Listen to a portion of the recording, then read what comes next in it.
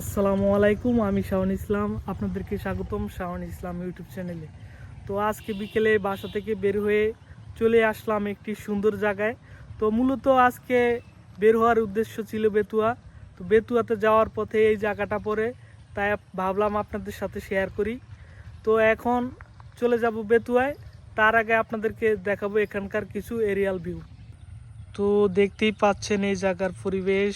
এই জায়গায় ফসলি মাঠ, তার মাঝে কিছু গরু দেখা যাচ্ছে, গরুগুলো ঘাস খাচ্ছে। এখানে আরো অনেকগুলো আছে গরু।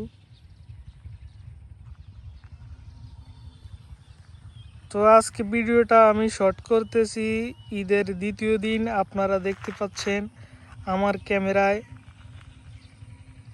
এই জায়গার এরিয়াল ভিউ। সামনেই দেখা যাচ্ছে আমার বাইকটা। তো এখন আমরা চলে যাব বেতুয়াতে। দেখা হচ্ছে আপনাদের সাথে বেতুয়াতে। চলে আসলাম বেতুয়া প্রশান্তি পার্কে। তো আজকে বাসা থেকে একটু তাড়াতাড়ি বের হয়েছি। এখন বাজে দুপুর 2:30। তো এখনও পর্যটক আসে নাই, বিকালবেলা পর্যটক হবে এই জায়গায় অনেক। যেহেতু আজকে ঈদের দ্বিতীয় দিন, 2026 সালের কুরবানি ঈদের আজকে দ্বিতীয় দিন। তো এখন আপনাদেরকে এই জায়গার কিছু এরিয়াল ভিউ দেখাবো।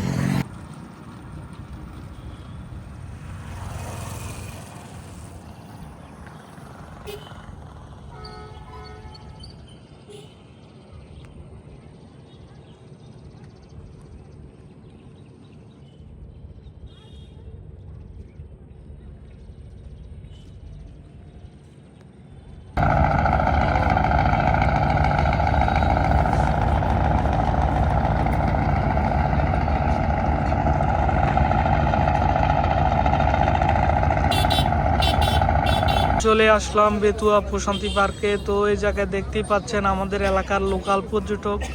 তো দেখতে পাচ্ছেন আজকে নদী একদম শান্ত। সব মিলিয়ে এই জায়গার পরিবেশটা অনেক সুন্দর। অনেক দিন পর বেতুয়াতে আসলাম, সব মিলিয়ে আমাদের কাছে ভালো লাগতেছে।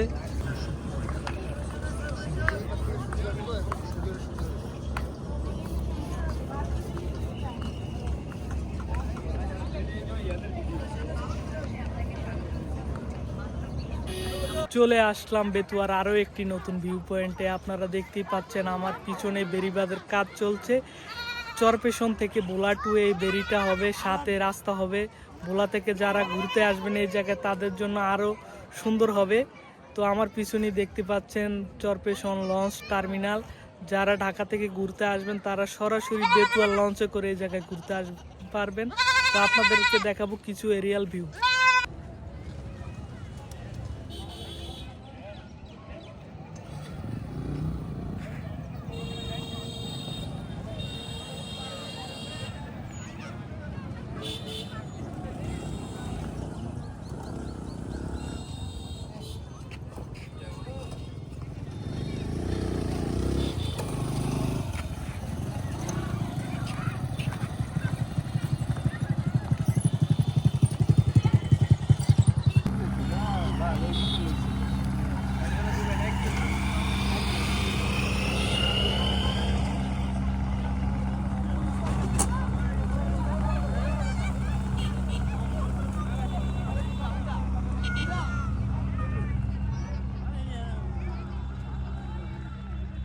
আজকের জন্য এ পর্যন্তই। কেমন লাগলো ভিডিওটি অবশ্যই কমেন্ট করে জানাবেন। যারা আমার চ্যানেলে নতুন অবশ্যই চ্যানেলটি সাবস্ক্রাইব করবেন।